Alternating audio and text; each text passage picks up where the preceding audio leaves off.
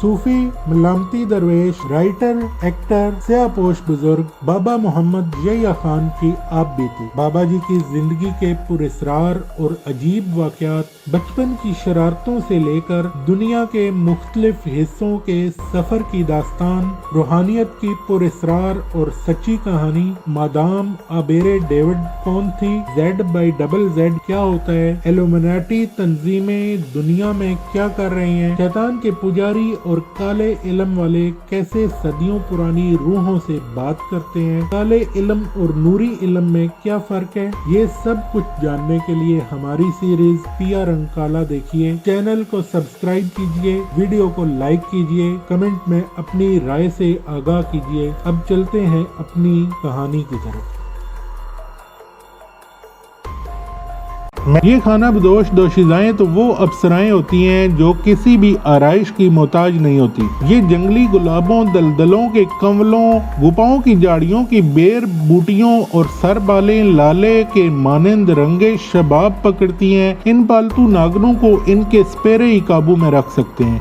ये अपने कबीले में ही ढकी छुपी रहे तो चंद दिन सुकून रहता है, और जो बाहर निकल आए तो इनके हुस्ने जहां सोल से एक जहां जुलस कर रह जाए।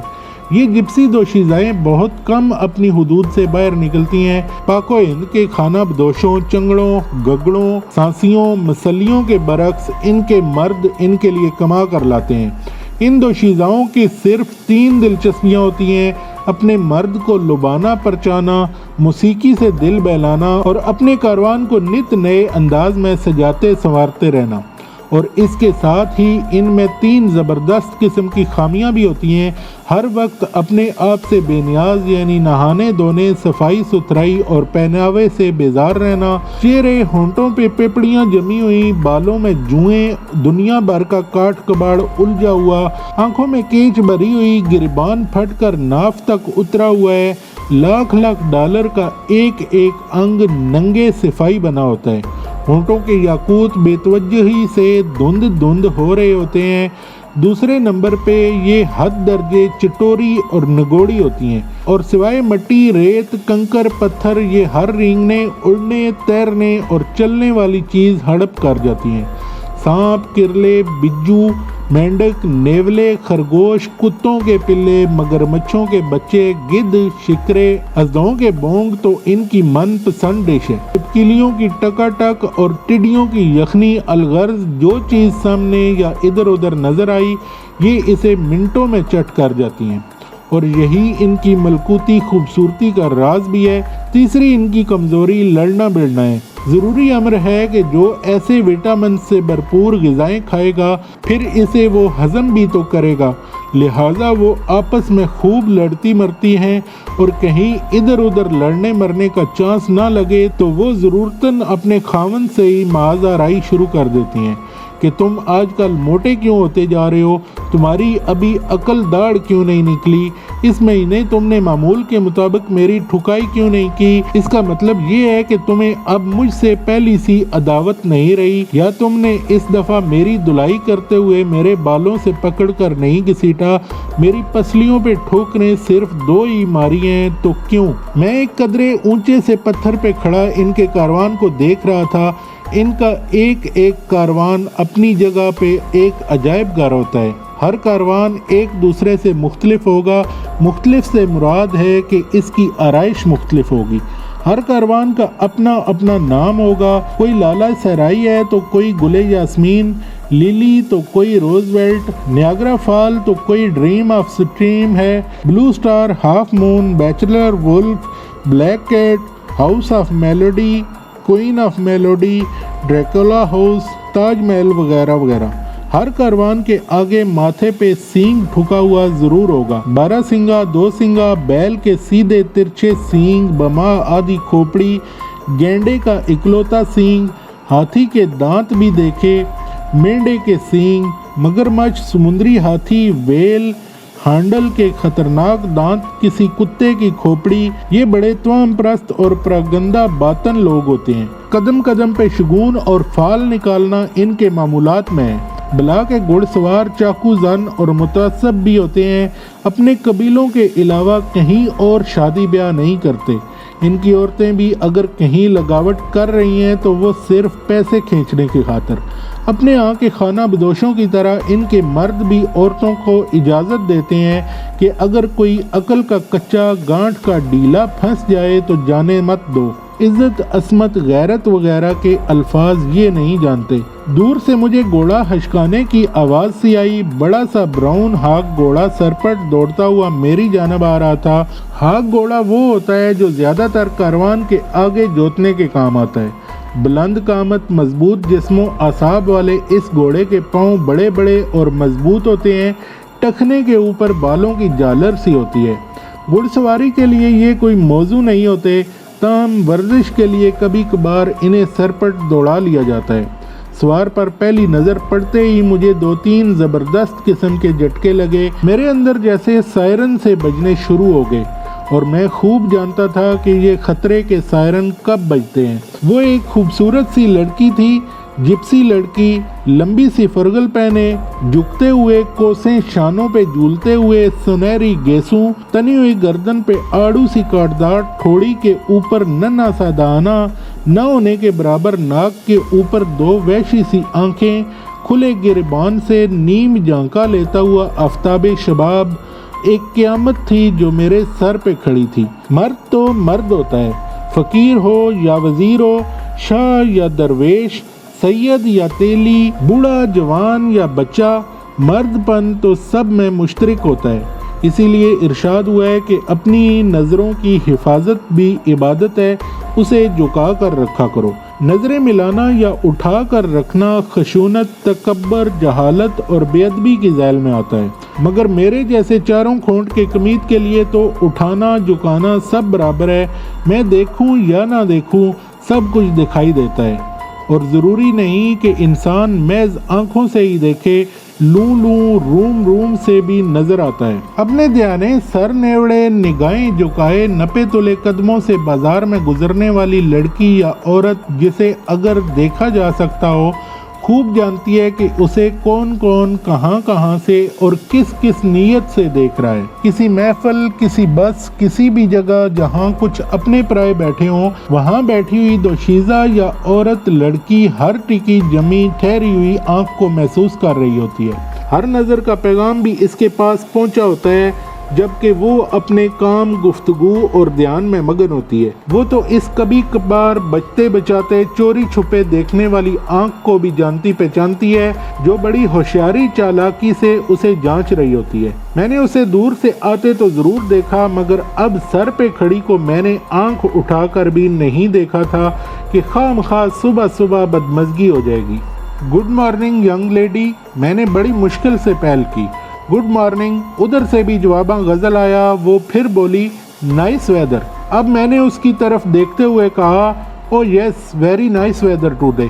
तुम यकीनन उधर रहती होगी। मैंने उधर कारवानों की जानब इशारा करते हुए पूछा।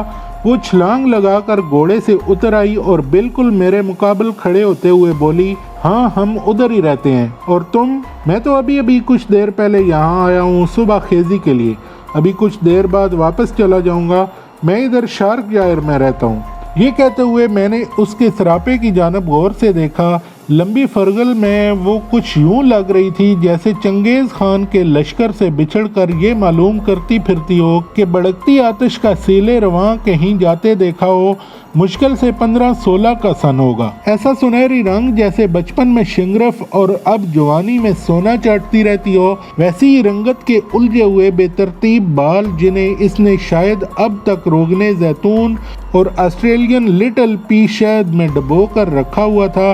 चेहरे पे एक दिलावेज सा बोलपन, रुखसारों के सुनहरी गुबार में बारीक बारीक गुलाबी रंगत, तिल जैसे पके हुए फूटने पे आमादा लाल गुलाबी कंदारी अनार पे नन्हे नन्हे स्पॉट होते हैं, ऐसे ही उभरे उभरे बड़े बड़े रस भरियों से होंठ। मैंने इस खौफ से निगाहें हटा ली कि कहीं गुस्ताख निगाही से रस भरियां फूट ही ना पड़े, और वो घोड़े को चमकारते हुए साहिल की जानब इशारा करते हुए बताने लगी, मैं इधर क्रॉस पॉइंट पे ताज़ा स्ट्रॉबेरी की बनी हुई आइसक्रीम के मशहूर पार्लर के सामने किराए पे घोड़े गधे पे सवारी कराती हूँ। सैर करना चाहो तो आ जाना। फिर वो उचक कर घोड़े पे बैठकर कहने लगी, जरूर आना, मैं तुम्हारा इंतजार करूंगी। मैं इसे उधर घोड़े पे उड़ते हुए जाते देख रहा था जिधर से मैं आया था। तब मेरे मुंह में रस भरियों और स्ट्रॉबेरियों ने अजीब कसीला सा मिठास भरा स्वाद भर दिया था और मैं सोच रहा था कि ये वैसी हिरनी यकीनन इन्हीं कारवानों के किसी भट्ट में रहती होगी। सूरज ने अपनी सुनहरी किरणों की झालर में हल्का सा मुखड़ा बाहर निकाल लिया था। अब मैं फिर एक बार कारवानों की जानब मुतवज्जो हुआ। रंग बिरंगे कारवान किसी तरीक सलीके तरतीब के बगैर ही थोड़े थोड़े फासले पे खड़े थे, लेकिन सब के रुख समुंदर की तरफ ही थे। उधर से घोड़ों के हिनहिनाने की आवाज़ें भी आ रही थीं।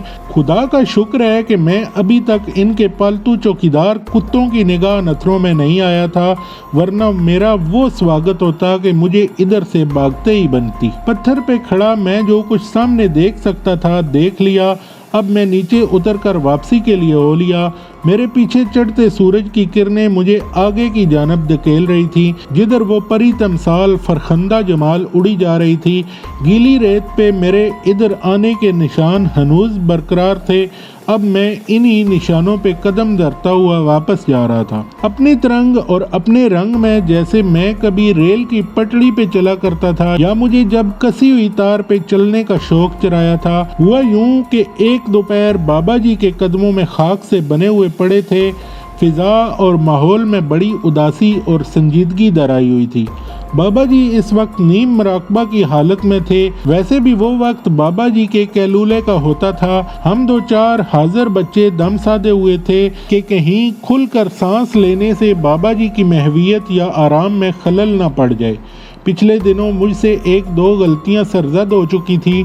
मैं अंदर ही अंदर छुपा और डरा सहमा बैठा था कि देखें कब पेशी पड़ती है, और ये भी सोचे बैठा था कि कभी मौका या खलवत नसीब हुई तो बाबा जी से अर्ज करूंगा कि ये दरवेशी दुनियादारी के साथ किस तरह निभाई जा सकती है। दो मुतजाद समतों में बेयक वक्त सफ़र करना एक कमज़ोर इंसान के लिए कैसे मुमकिन हो सकता है। कीचड़ और गलाजत भरे बाजार से गुजरना भी है, लेकिन दामन पर छींट ना पड़े, जिस्म भी पलीद ना हो और जबी पर शिकन भी ना आए। यही कुछ सोच सोच कर अपने जहन में सवालनामे को तरतीब दे रहा था कि बाबा जी पुश्त पे तकिए की टेक छोड़कर ज़रा आगे को हो लिए पानी तलब फरमाते हुए मुझसे फरमाने लगे कि तुमने कभी नटों बाजीगरों का ऐसा तमाशा देखा होगा जिसमें तनी तार पे छोटा सा लड़का या नन्ही सी बच्ची चलते हैं और फिर एक पहिए वाली साइकिल भी चलाते हैं।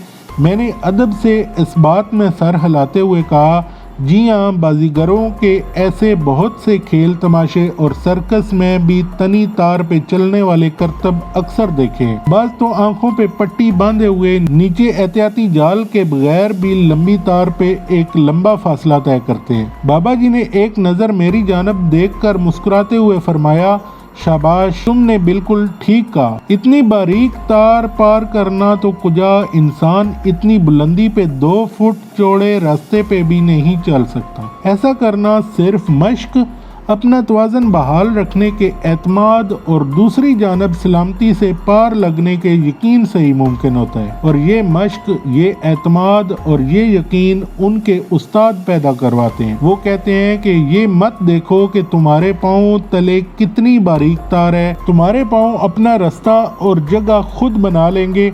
तुम सिर्फ अपने तवाज़न और जहाँ तुमने पहुँचना है वहाँ पे तवज्जो और नज़र रखो। यूं ही महसूस करो तुम एक तरफ झुक रहे हो, फौरन इस जानब के नथने से सांस लेना बंद कर दो और एक कदम आगे बढ़ाकर तवाज़न बरकरार कर लो, लेकिन टारगेट से निगाह ना हटे, वरना झुकने वाली जानब धड़ाम से गिर जाओगे। बस ऐसे ही झुकते संभलते एक एक पग आगे बढ़ाते अपनी मंजिल तक पहुंच जाओगे। इस सारे काम में मश्क, सांस का कंट्रोल, एतमाद और यकीन की बहाली और अपने तवाज़न पे काबू बड़ा आम होता है। तनी हुई तार जिंदगी है, बुलंदी आजमाइश है, दाएं दीन है, बाएं दुनिया है, सामने आखिरत है, और सिखाने वाला उस्ताद, मुर्शिद, रहबर या बाबा, इसे तुम कोई भी नाम दे सकते हो। बस इतना याद रखो कि तुमने अपनी मंजिल पे ईमान और जान की सलामती के साथ पहुंचना है। दाएं बाएं झुकने लपकने से कोई फ़र्क नहीं पड़ता। छोटी मोटी गलती कोताही सरजद हो जाए तो परेशान होने की ज़रूरत नहीं होती, बस अगला कदम बढ़ाते हुए अपने तवाज़ुन को दुरुस्त करना ज़रूरी होता है। मेरे गाल पे हल्की सी चपत कराते हुए वो उठे और कैलोला के लिए अपने हुजरे में तशरीफ ले गए। बस वो दिन मेरे दिल में ये बात बैठ गई कि मैंने अब हर सूरत तनी हुई तार पे चलना सीखना है। बाबा जी ने तो महज तनी तार का इस्तारा इस्तेमाल किया था, असली बात तो उन्होंने दीनों दुनिया को साथ लेकर यकीन, ईमानो जान की सलामती के साथ आगे बढ़ना यानी आकबत संवारने की बताई थी, मगर मैंने हकीकत से पहले मजाज की तनी तार पे चढ़ने की ठान ली थी। अब से दम, साकत नजरी, तखय्युल बंदी, इर्तिकाज़ ख्याली, पैगाम रसानी, तहलील नफ्सी वगैरह और भी बेशुमार अमल अवामल हैं जिन्हें अगर इंसान सीखना चाहे तो कई जन्म दरकार हों, मगर ये तो जुनूनी और अब नॉर्मल लोगों के काम है। दुनियादार और सहीउल हवास इंसान के लिए ये महज तज़िये औकात के अलावा और कुछ नहीं। पहले तो बनेरे की दीवारों पे तवाज़न कायम किया, फिर ट्रेन की पटड़ी पे कई कई मील दाएं बाएं गिरे बगैर चलना दौड़ना सीखा, फिर 10 फीट बांस पे चले, फिर 30 फीटे पे प्रैक्टिस की और आखिर हमने गिरते पड़ते रस्से तार पे चलना सीख ही लिया। आपको शायद यकीन ना आए कि हमने एक मकान से दूसरे मकान, नीचे चलता हुआ ट्रैफिक गाड़ियाँ, बिजली की तारें सिर्फ फिल्म या तिक्के चांपों की शर्त बिद लगाकर तार पे उबूर किया। सियालकोट से संभड़ियाल जाते हुए मैच प्रैक्टिस के लिए रेलवे के टेलीग्राफ के खंभों के ऊपर चढ़ जाते, कई कई खंभे ऊपर दौड़ते रहते, दोस्त यार भी साथ होते। वो नीचे खेतों में किसानों को हमारी बाजीगरी से मुतासर करके गोंगलू, मूलियां, गाजरें और गन्ने बटोरते रहते। मैं अब यहाँ साहिल पे भी इसी प्रैक्टिस के तहत अपने उल्टे कदमों पे सीधे कदम रखता हुआ वापस जा रहा था। अभी मैं गिनती के चंद ही कदम चला हूँगा कि एकदम जैसे मुझे इमरजेंसी ब्रेक लग गए। मैं अपने कदमों पे खड़ा आगे पीछे दाएं बाएं रेत पे कुछ तलाश कर रहा था। इसी छलावा सी लड़की तले हाक घोड़े के बड़े बड़े कदमों के निशान। मेरे सामने से वो इसी जगह से सरपट घोड़ा दौड़ाते हुए गई थी, मगर अब घोड़े के किसी कदम का निशान वहाँ कहीं नजर नहीं आता था। मैं अपना वहम दूर करने की गर्ज से दाएं बाएं इधर उधर बहुत दूर तक गया, मगर वहाँ सिर्फ गुंगों, सीप, आबी केकड़ों, कीड़ों या फिर मेरे आने और जाने के अलावा घोड़ा तो घोड़ा, किसी परिंदे के पंजे का भी निशान मौजूद नहीं था। रात को समुंदर किनारे तक फैल जाता है और सुबह दम सिमट जाता है। गीली गीली यकसा रेत पड़ने वाले हर निशान को देर तक महफूज रखती है और यहाँ सिर्फ 5-10 मिनट बाद घोड़े के पाँव के निशान यूं गायब थे जैसे वो जमीन पर कदम धर कर नहीं, होर क्राफ्ट की तरह 2-4 फीट ऊंचा उड़ कर गया हो। सूरज अब कदरे ऊपर उठाया था और मुझे इस पुरस्रार लड़की के वो अल्फाज याद आ रहे थे कि मैं इधर आइसक्रीम पार्लर के सामने किराए के घोड़े गधों पे सवारी कराती हूँ, सैर करनी हो तो आ जाना, मैं तुम्हारा इंतजार करूंगी। मैं मुस्कुरा दिया कि मुझे ऐसे घोड़े गधों पे सवारी कराएगी जिनके समों के निशान जमीन पे नहीं पड़ते। मैंने अब पहले शेड्यूल के मुताबिक कि बस जरा हवा खोरी के बाद वापस आ जाऊंगा, अपना वापसी का प्रोग्राम जरा मुअख्खर कर दिया कि चलो जहाँ 100 मन अफीम वहाँ 1.25 मन और सही। अब तो घोड़ी या गधा सवारी के बाद ही वापस जाएंगे, वो भी अगर गधे घोड़े के सुम जमीन पर लग गए तो, वरना देखेंगे कि ये कैसे घोड़े गधे हैं जिनके होर क्राफ्ट में रोल्स रॉयस का इंजन फिट है जो इनके पाँव जमीन पे टिकने नहीं देता। जाने से पहले हमारे वीडियो को लाइक कीजिए, कमेंट्स में अपनी राय दीजिए और चैनल को सब्सक्राइब कीजिए। मिलते हैं अपनी अगली किस्त में। अस्सलाम वालेकुम।